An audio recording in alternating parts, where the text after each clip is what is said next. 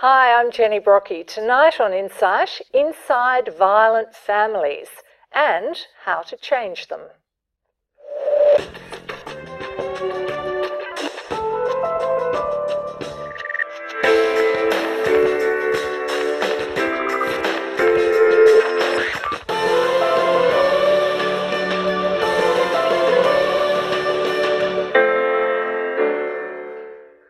Welcome everybody, good to have you all here tonight. Atena, your mother was killed by your father almost 4 years ago. You were there when it happened. Can you tell us what happened? Yes. We were at the table at the function and my dad approached us. Now, this was a big function, like a New Year function, is that yes, right? Persian yes, New Year? It was a Persian New Year's. We didn't expect him to be there that Your night. mum had left him, hadn't she? Yes. About a year before? Yes. Now, I should give a little bit of context here because there'd been violence and your mum had taken out an apprehended violence order against him, Yes. but that had been amended just days before this That's happened, right, yes. hadn't it? So he was in a position where he could be in the same space as your mum. Yes, that's right. Yeah. So, yeah, I didn't have that option, I guess, to contact the police because, like you said, he was allowed to be there. Throughout the night, I was watching him, making sure that he's not getting close to mum, because he did ask me if he could talk to mum in private. And I told him that that's not the place nor the time and that she wouldn't want to talk to him. But when we were sitting after 11, thinking about what time we should leave, I suggested if we could have maybe one more dance, the last dance, before we leave. So Tracy and I got up, started walking towards the dance floor. I noticed mum's not with us, so I turned around and mum was sitting at the table talking to someone else that was sitting next to her, one of the other guests that was sitting at the table. So she was having a conversation with them. And she pointed out to me with her hand like that, pretty much saying, you know, you go, I'll join you. So I turned around and walked to the dance floor. I don't remember after how long I turned around, and I don't know why I turned around. And when I did, I saw mum on the floor, face down, and I saw my dad with a knife being dragged away from her body. As soon as I saw that, I just started running towards him. And I was just screaming, you killed her. He had a lot of people around him dragging him away. And I got to him and I grabbed onto his jacket, I don't know, thinking that he's going to get away. And then someone was dragging me away from him. And when I turned around, I saw mum. This time she was actually on her back, so that moved her. And she was unconscious. She had a lot of blood around her. And there was a lot of people surrounding her. So it was a horrific scene. Yeah. And she died a little later in hospital? She was taken to the hospital. And when we got there, they put us in a different room. And not long after, the surgeon came into the room and gave me the bad news that she didn't make it. Aman, you're Atena's brother.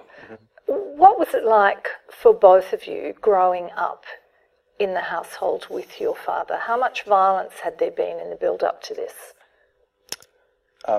Prior to the separation, there was a lot of violence. I would say maybe 2 to 3 years prior to the separation, the violence escalated, became a lot worse.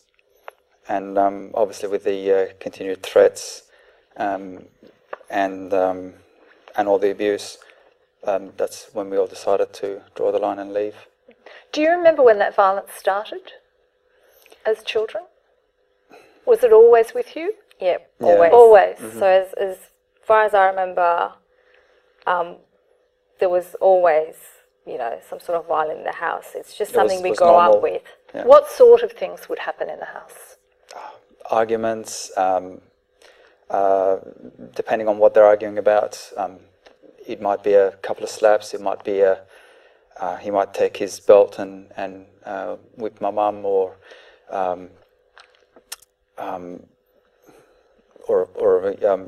full beating where he corners her and kicks her, punches her.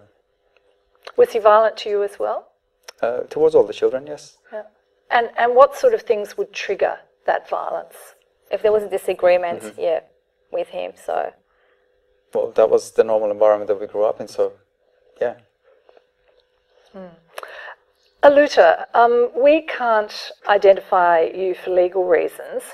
How did the violence start in your family? It started within the first year of dating. It was more the emotional, the control side of things. Controlling in a way that you... Wanting to know where you were, or not letting you do things, or how did that work? Yes, not letting me do things, and always being compared to women of his culture, how things are done from his culture and his background, the way, how I looked, how I dressed. One of the things that he would say, he was like, women are meant to be submissive. So how did it escalate? It ended up in physical violence from being emotionally abused. There was an incident that happened a few years ago. Can you tell us about that? One of the major incidents happened when we moved to Australia.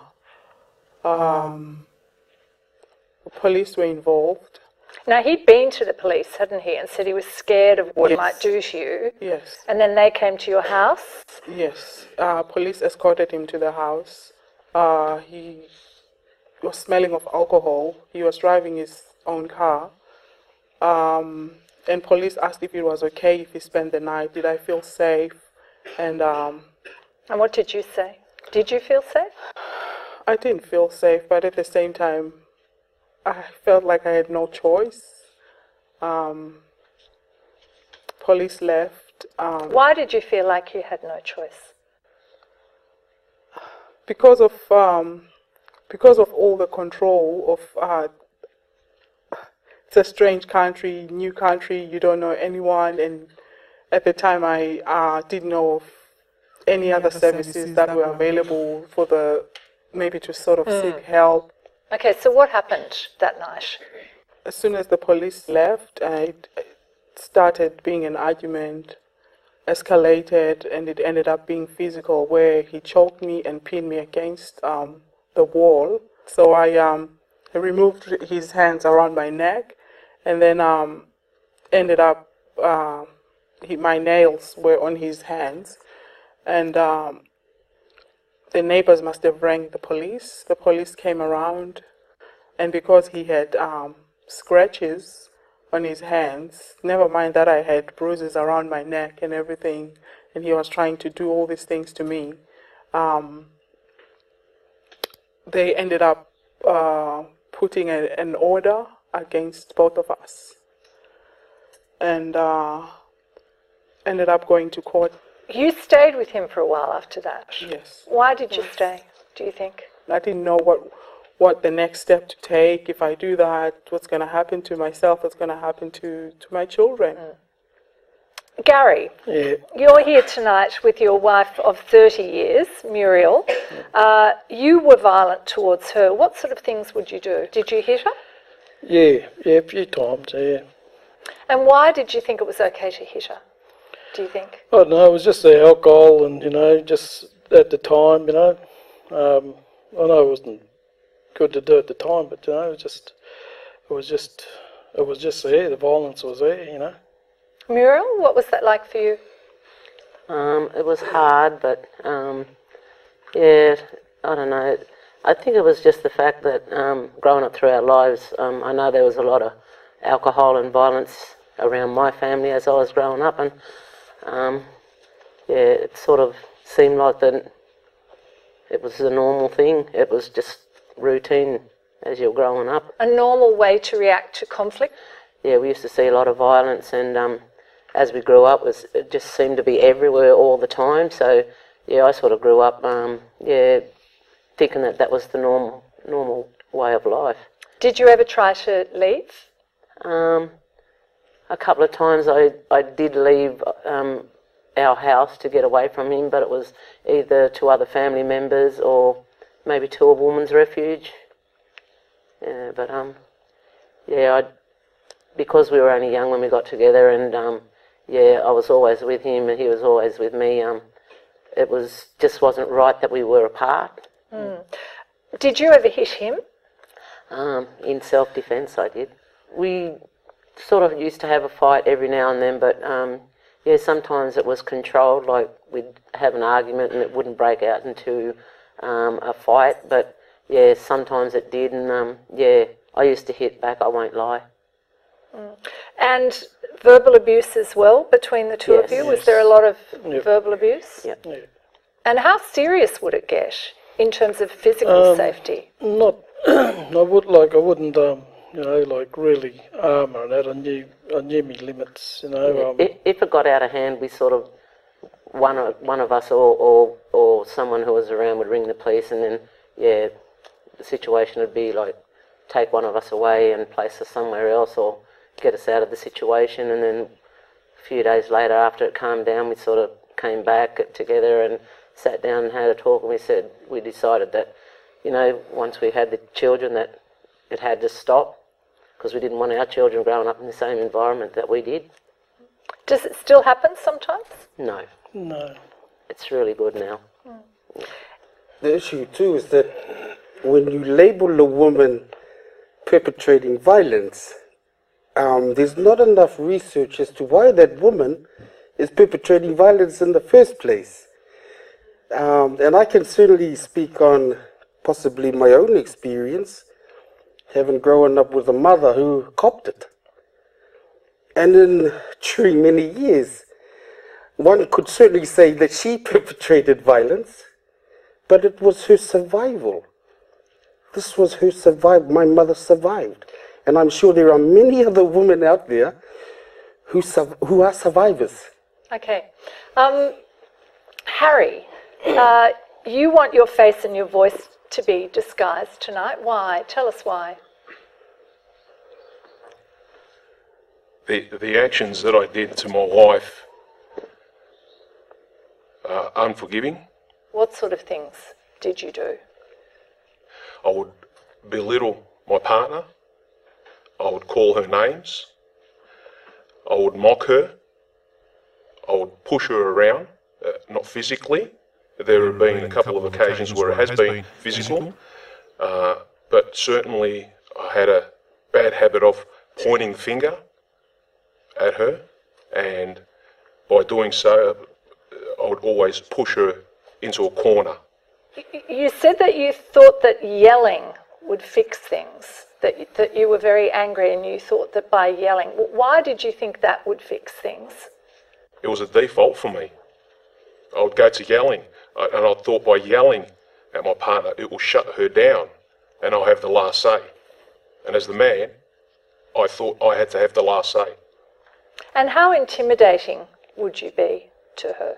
It would make her feel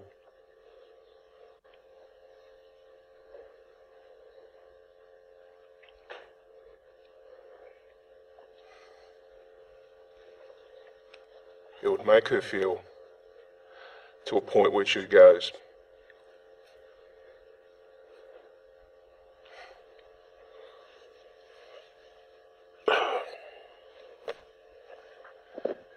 I'd rather be dead than live with you. She said that to you? Yeah. And how did you react, Harry, when she said that to you? I couldn't understand it. I just couldn't understand what she meant by that. I didn't think I was hurting her. I didn't think I was at fault. So you thought this was normal? What you were doing was a normal way to behave? That's what I thought. I thought it was just a normal way of life. Tui, you counsel men who have a history of violence, and you've been violent yourself in a relationship. What sort of things did you do? Yeah, my personal experience certainly excelled to yelling and certainly verbal abuse. Physical abuse? No. There was a line drawn there. Why did you draw that line? Seeing my mum, cop it. Seeing my mother, get in hiding, and... So you vowed you'd never do the physical abuse, but you were involved in emotional abuse. I didn't purposely set out to be emotionally abusive, but I certainly did have a problem with acknowledging, one, how I felt, what I was feeling, what I wanted to say, and often yelling was my way out. And what did you grow up with? Yeah, I grew up since a little fella. I can certainly remember, probably from the age of 3 even, in a very abusive family.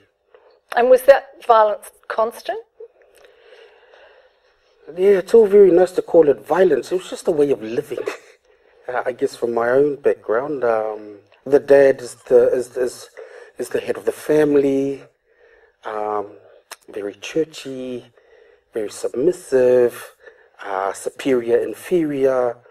You know, you don't answer back to the old man. You do as you're told. You know, from a cultural perspective too, eye contact with my elders is certainly not allowed. Well, not allowed in the sense that it's a sign of probably intimidation, which if I want to get another flogging. Looking at the recent high-profile cases that we've seen in the media where men have killed women, do any of the men here kind of understand how it could get to that stage, if you're really honest with yourselves?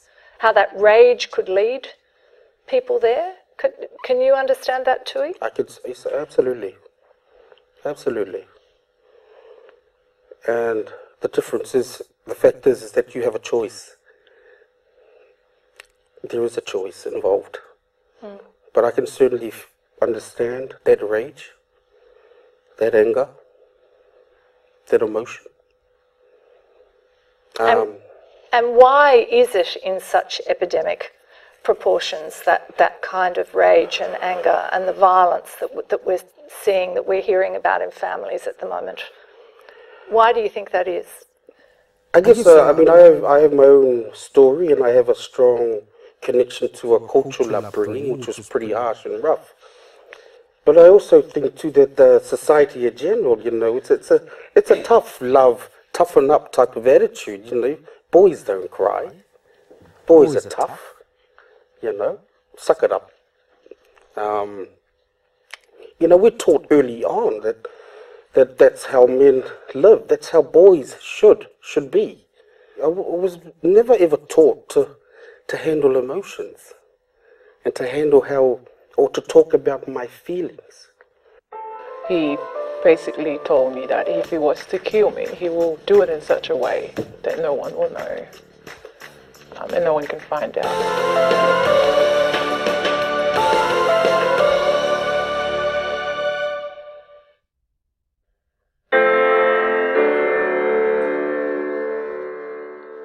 Tonight we're talking about violent families and how to change them.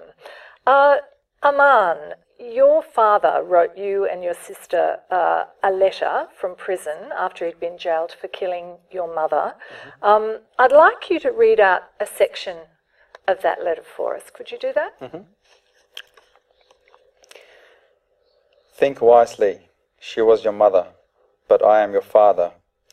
I especially ask from Arman to think just like a man. Arman, you're an Eastern man. A woman may not be able to feel a lot of what a man feels. An Eastern man has pride and tenacity.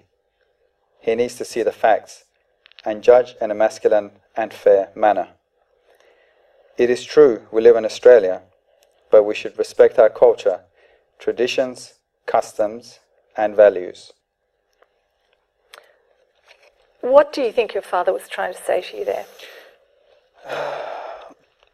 Well, I guess he was trying to say, maybe he was justifying what he did, and all of his actions were excused. How did he see his role in the family? The way he saw his role in the family was that he was the head of the household. He had the final say. What he said went. If we said otherwise, well, he would abuse us. Atena, how did you feel when you read that part of the letter? Yeah, I wasn't surprised when I saw that statement in that letter, that he would address it to Arman, and that Arman should understand him because he's a man. So, do you think he thought that you understood him as well as Arman did? I wouldn't expect that from him, no. It's a male mentality. That's, I guess, as Tui said, it's probably how he was raised, and in certain households, not necessarily looking at tradition. I guess not necessarily looking at cultures or religions. Certain households, there might be immense pressure on men to not express their feelings, or to not express how they feel, and to take control of every situation. Aluta, does any of that strike a chord for you when you hear that description of the way that the man saw himself in that situation in the household? Yes, it does. Also, I find it the term man being the head of the house is, to me, I find it very disturbing. What happened to men being protectors, nurturers, and not the other way around? Of course, it's possible for men to adopt those attitudes without being violent, isn't it? I just wonder where you think the difference lies there. I mean, not everybody who sees themselves as the head of the household goes out and is violent to the family or violent to their partner. Tui? Absolutely, I totally agree. But when there's violence involved, that's just pure and utter control. It's a sense of entitlement, it's bullying, it's violent, and it shouldn't be tolerated anymore. Aluti, how did you feel when you saw the high-profile cases recently where women have been killed by their partners? That sort of helped me also to not just accept what was going on, and to sort of do something about the situation, start respecting myself more, start loving myself, and start doing things more, especially for my kids. Shah, we can't identify you for legal reasons either, but your ex threatened to kill you. What did he say? Well, there was a lot of violence in the house as well, but he basically told me that if he was to kill me, he will do it in such a way that no one will know, and no one can find out. So, yeah, it's pretty scary. And you separated a couple of years ago? That's right. What sort of things would he do to you apart from that threat? Well, it started off as an emotional abuse, and yeah, it went from there to physical abuse. What sort of physical abuse? He will start hitting me, punching me. One incident when we were in a car and we were talking about something, and I think that just made him really angry, and then he backhanded me while we were driving, and the kids were in the car, and they would start screaming and stuff like that, and I had to ask him to stop the car, but he didn't. So I had to open the door, and then he stopped, and I had to jump out and pull my kids out of the car. So And there was blood? there was blood, yes. Yeah. And the kids must have been absolutely terrified. Yes, they were really young at the time, but yeah, they were. Why did you stay with him? And I'm interested in how you felt about that behaviour when you were in the relationship. Well, at the time, I thought it was normal. But once I was out of it, I realised it wasn't. Did you ever push back at him? Yes, I did, in self-defense.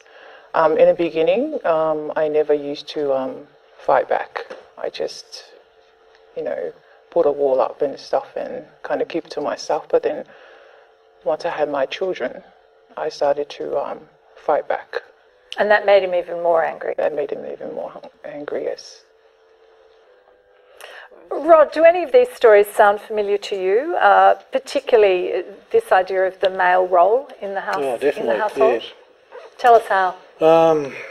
Well, I grew up and felt that it was a male's responsibility to be the strong, silent, do as I say. I'm the one who's got the ideas in control, and that's caused all my problems through my life, really. But, and you were brought up in the country, in Yeah. Australia, so this was tied up with your sense of your own masculinity? Well, sort of had an absent family, my parents, when I was growing up. I was a big guy, big guys, strong, silent, hard as rock sort of thing. And, well, there's nothing necessarily wrong with some of that, No, but how did it play out in the marriage? What were you doing? Well, manipulating, not listening to any of Julianne's ideas, not taking her feelings or emotions into what I wanted to happen. We get to arguments and have, I'd be violent in standover and hitting walls and stuff, but I'd be manipulate, I'd bully, threaten. Did you use your size and your certainly, physicality to intimidate her? Yeah, certainly. How did you do that? Stand over, punch walls, just yell, scream, and try. Did you ever actually hit her? No. I think I was just having a tantrum. Probably a good way to describe it. Having grown up. Julianne, you've been married to him for 22 years now. What was it like to live with him when he was like that? It was soul destroying because constantly the ground underneath me was being shifted. Anything we planned, Rod would say we would do something and then we wouldn't actually wind up doing it, and so nothing ever made sense. I could never, and I'd always be going, why isn't this happening, or why are you doing this? And I'd never get answers. I wouldn't actually even get a conversation. I'd just get shut out. And Rod, you say you were doing that to be manipulative, to manipulate. What were you wanting to achieve? To get my way. Whether it made any sense or not, I got my way. Did you come from a violent family? No. Probably remote. No feelings involved, no communication, no in-depth discussion, just peripheral, just peripheral. No depth. No deep and meaningful conversations. Yeah. Okay, Julianne, what about you? What sort of family did you come from? I came from a very violent family and a very expressive family, and so everything was expressed, and there was a lot of family violence, a lot of drunken family violence. It was quite shocking. I had to help a lot when my mother was unconscious. I had to help revive her. Yeah, it was very terrible. So when I married Rod, thinking he was a quiet gentleman, but there's all sorts of kinds of violence, and they're not always overt. How many of the men who've been talking have violence in their backgrounds? Harry? What sort of violence in your family when you were growing up?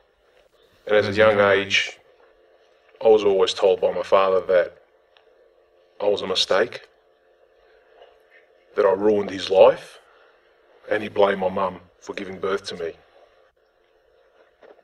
He'll threaten to kill my mother for bringing him to Australia.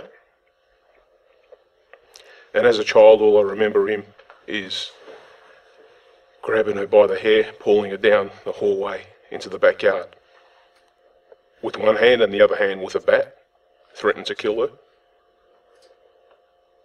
It wasn't a pleasant environment to be in.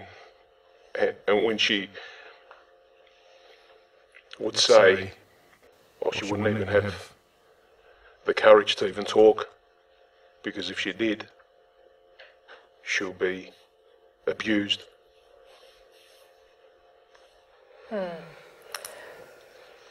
Julianne, I know that you were upset about the way your son was starting to behave towards you too, yeah? Well, he was very aggressive to me, my older son. He's a very angry young man. And if any rules that I made or any kind of ground I tried to put down, he would always balk at it. And then he would balk at it in front of Rod. He would just sit there and watch it and not respond. And so I'd be in this escalating conflict with my older son, with the father sitting there doing nothing. And so then we would wind up in an escalating fight about that. So it's just been ongoing. And it has changed a lot lately. Gary, how did you react when you first went to that behaviour change program? Started crying that because I'm sort of frightening at the start. Yeah, it was bloody scary.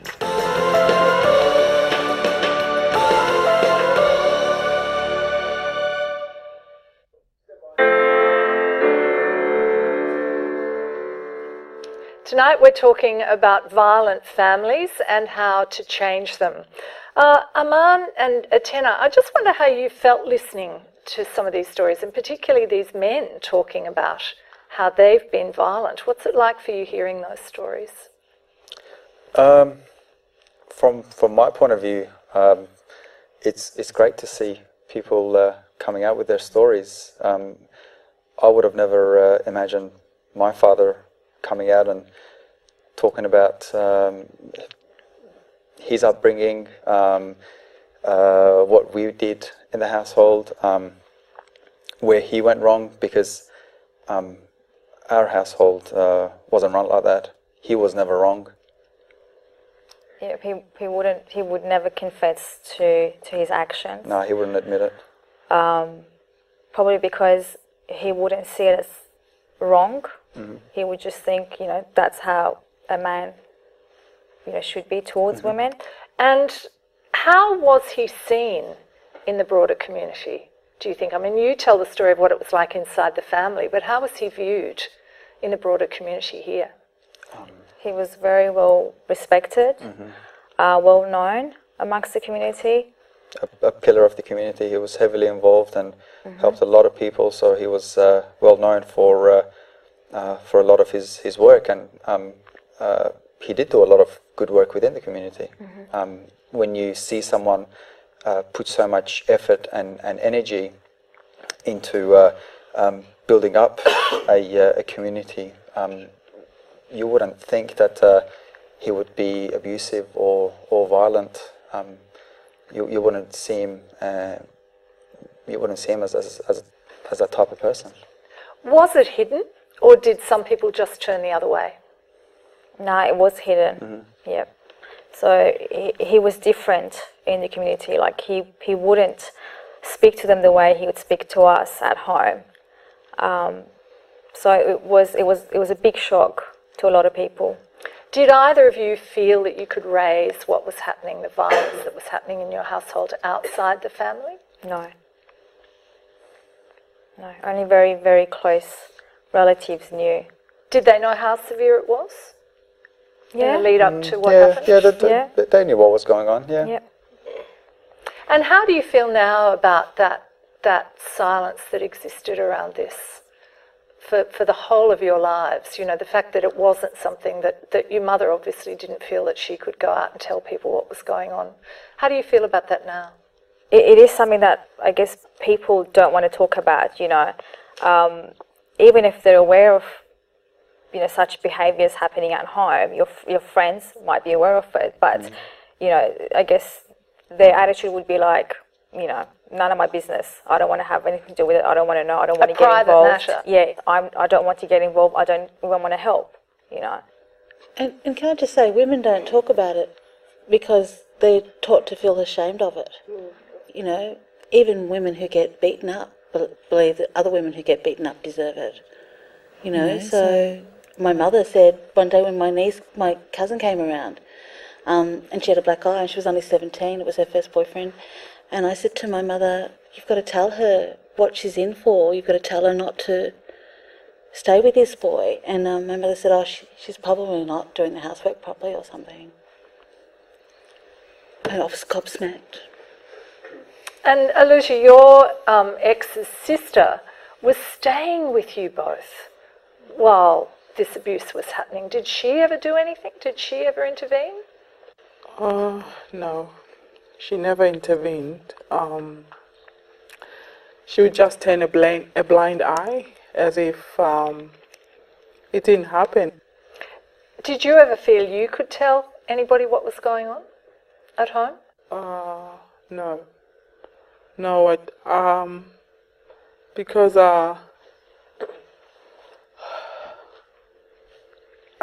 felt like I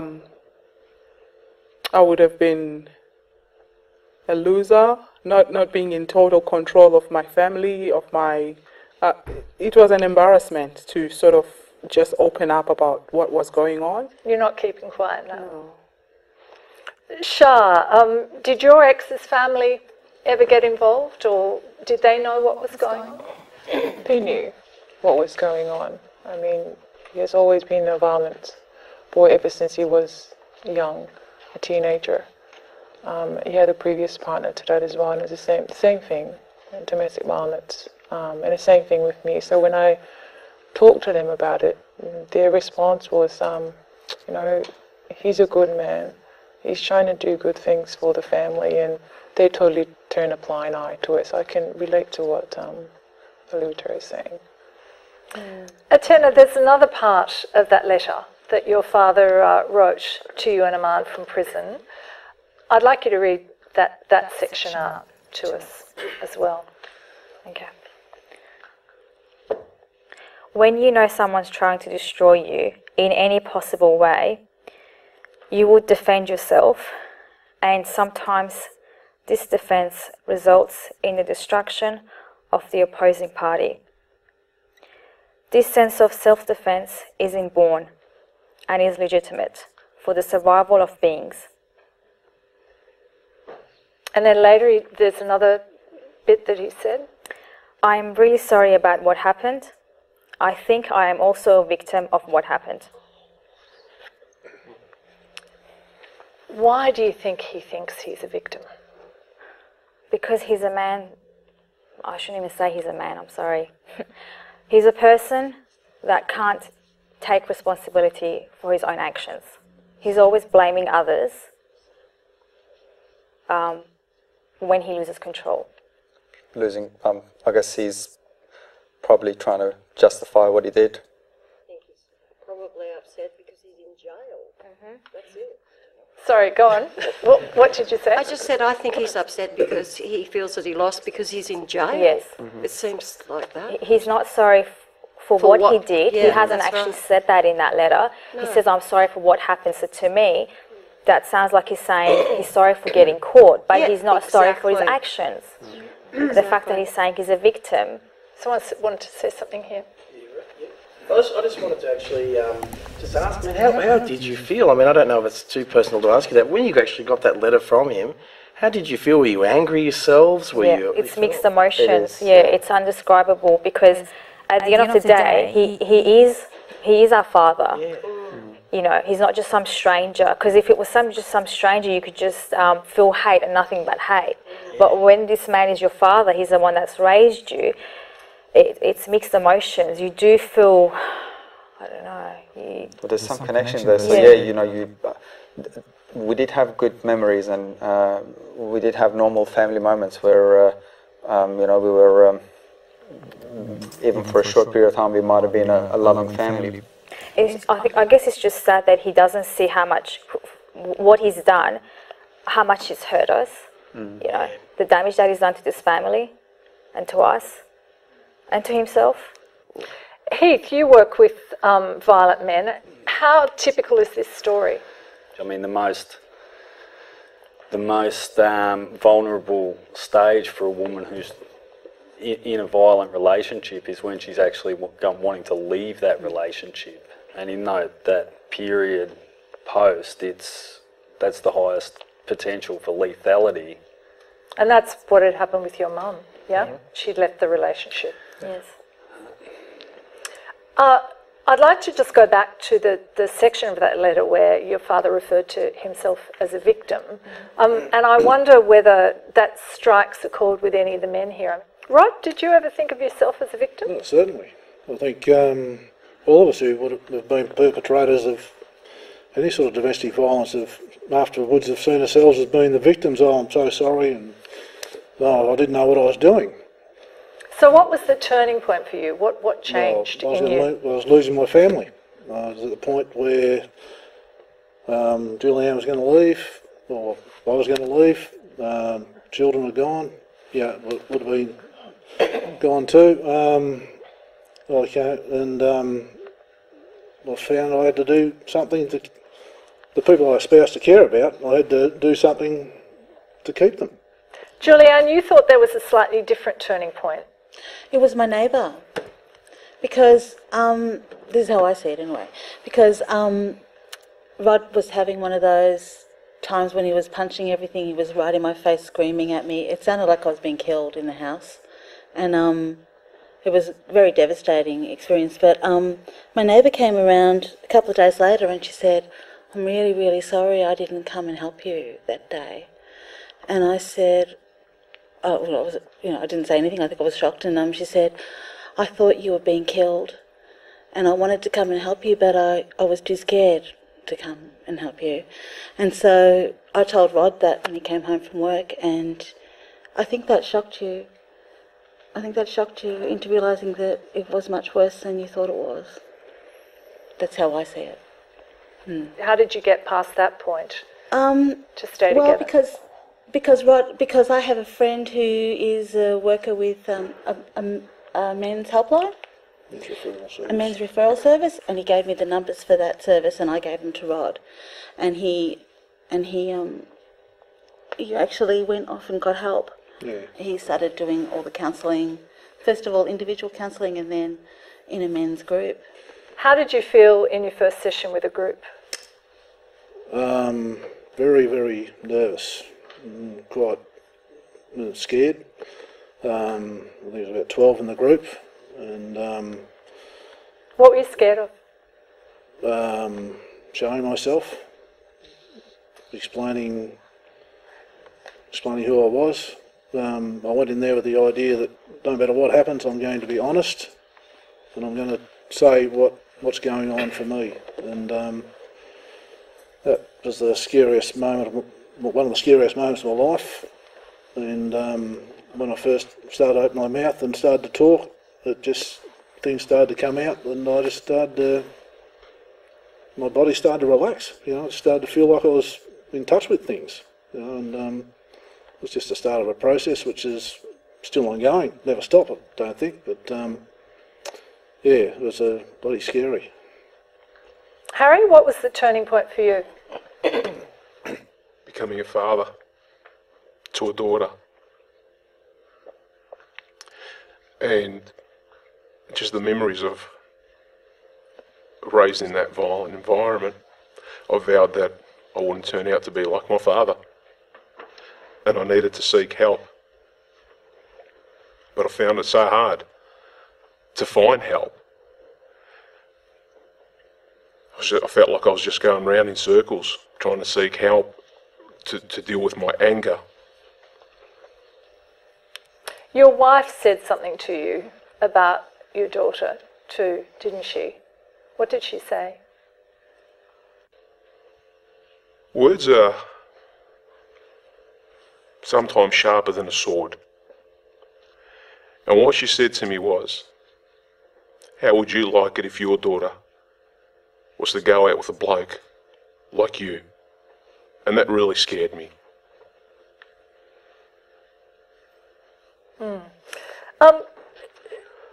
Gary, how did you react when you first went to that behaviour change program? You know, sort of frightening at the start. You know, because it's bringing everything back to you. You got quite emotional, didn't you? Yeah. What I happened? started crying that because I brought up a bit of my past about the way my dad used to treat my mum. You know, really, just through violence. You know, and sort of brought it back because I was, you know, we was only kids. And what was the hardest thing for you to change? the hardest thing to change was to, you know, get off the grog and, you know, start, you know, having feelings there for my wife and my kids, you know, and getting that love back in my family again, you know, change and... Why was it hard? Why was it so hard to get off the grog? And how did your friends react when you did that? When well, none of them come around anymore. They called me a pussy and all that, you know, and just, you know, not fun anymore. She's not Gary anymore, you know, big, you know, party animal and this and that, you know. And what about you, Muriel? Yeah. What have you done about the grog and your behaviour? Because Gary sort of doesn't drink anymore, and we go to church, and he does a lot of studies and stuff like that. Yeah, I'll admit I do have a few drinks, but yeah, it's not much, and yeah, but everything's the way we wanted it to be. We're back as a family, and yeah. Do you talk about your anger? Yes. If I don't talk to him or he doesn't talk to me, when things don't go right, it just builds up, and then it makes the anger start again, and yeah, we find the best way to do is that if there's something on our mind, we sit down and we talk about it. Aluta, how does your ex-partner feel about everything that's happened now? Is there any sense of remorse or feeling that he did the wrong thing? As far as I'm concerned, he still hasn't changed. The constant intimidations are still there. Through his emails or through his communication and contact, I still feel like I'm reliving it over and over in a different form, not in. I don't have to live with him anymore. We're no longer together, but I still feel like he hasn't taken any responsibility. Harry, how hard is it for you to change? Are you still in your relationship? I am. As a whole family. It's very difficult to come to terms that you're a violent person, that you're an angry person. It was one of stumbling blocks that I had to go and seek help in a men's behavioural change. I am changing very slowly, and I'm becoming aware of my environment and the type of person that I was and the type of person that I am now. So the picture's not complete. And it's a process, and it's a hurtful process. Atena, I know that you also have something you want to say about the situation your mother found herself in. You have men that are so determined that even if you put a restraining order against them, you put them in prison, you know, you hide from them, but they still come after you. I mean, the fact that my father did this in a public place just proves that doesn't matter what you do, you know, he will do whatever he can to take his revenge, yeah. So what's the point? I mean, how can women be protected? Those that are actually living with men like my father, you know, how do we protect them? Aman, what have you learnt as a man from the experience of your father? there's a right way of going about things and there's a wrong way of going about things. And unfortunately, in our case, I've seen all the wrong things. And even though people might say that violence is a learned behavior, I think at the end of the day it's up to the individual to make a choice, and you want to make the right choice. Can I just say one thing, please, Jenny? Is there are many flaws in our legal system, and it's really weird that when you hit your partner, it's domestic violence. When you hit the postman, that's assault. I don't understand the difference of this violence. So I guess there's lots of issues there, but I would like to promote that men, from here on today, we can change our life tomorrow. We can be better role models, better dads, better men. And wish you guys well. And thank you for the opportunity. Thank you. Thank you very much. And that is all we have time for here. But do keep talking on Twitter and Facebook, particularly about change and how best to stop the epidemic of family violence.